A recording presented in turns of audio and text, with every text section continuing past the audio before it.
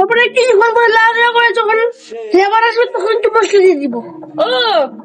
Hello সবাই, কেমন আছেন? কয়েকদিন ধরে শরীরটা খুব একটা ভালো যাচ্ছিল না, তাই ঘুম থেকে উঠতে উঠতে প্রায় 11টা বেজে গেল।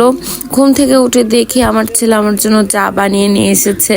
চা খাওয়ার পর আমাকে বললো, মা তুমি থাকো, তোমার জন্য একটা জিনিস বানিয়ে আনছি। আমি তো অবাক, তাড়াতাড়ি করে গিয়ে দেখলাম কি রান্না করছে। সে নুডলস রান্না করছে। রিক কিন্তু অনেক ধরনের রান্নাই পারে। আমি যখন সকালে বা দুপুরে ঘুমিয়ে থাকি তখন ও মাঝে মাঝে নিজের মতো করে রান্না করে আমার জন্য নিয়ে আসে, বলে মা এই দেখো কেমন হয়েছে। সত্যি বলছি, আমার ছেলের হাতের নুডলস যে একবার খাবে তার বারবার খেতে ইচ্ছা করবে, এত মজা করে বানায়। আমি নিজেও এত মজা করে নুডলস বানাতে পারি না।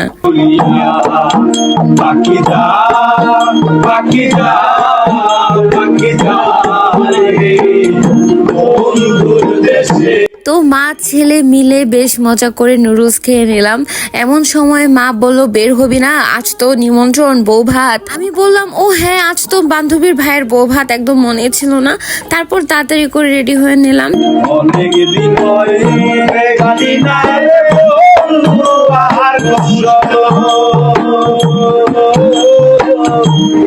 কয়দিন ধরে আমার চুল এত পড়ছিল, একদম টাক হয়ে যাচ্ছে, তাই অনেক চিন্তায় ছিলাম। তাই আমি এই সিরামটা ইউজ করি। এই সিরামটা ব্যবহার করে আমার অনেক ভালো লেগেছে। আপনারা যারা নিতে চান এই পেজে যোগাযোগ করতে পারেন। যাই হোক, এবার দেরি না করে তাড়াতাড়ি রওনা দিয়ে দিলাম।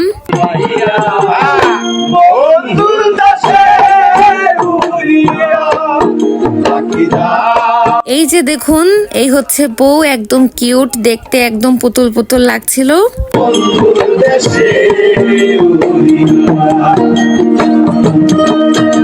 আর এই হলো আমার বান্ধবী আর বান্ধবীর মেয়ে বৃন্দা।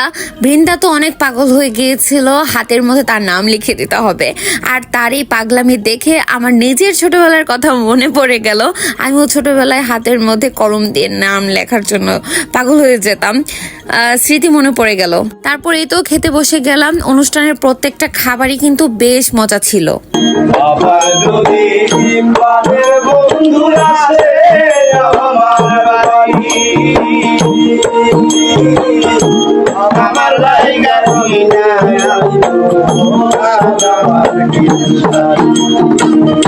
আমি যেন বাসর করি, আমি যেন বাসর করি, আমি যেন বাসর করি বন্ধুর দেশে।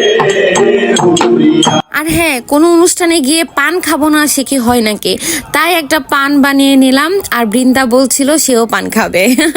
তো বন্ধুরা, এই ছিল আজকের ছোট বউ ভাতের ব্লগ। আজকের মতো এখানেই শেষ করছি।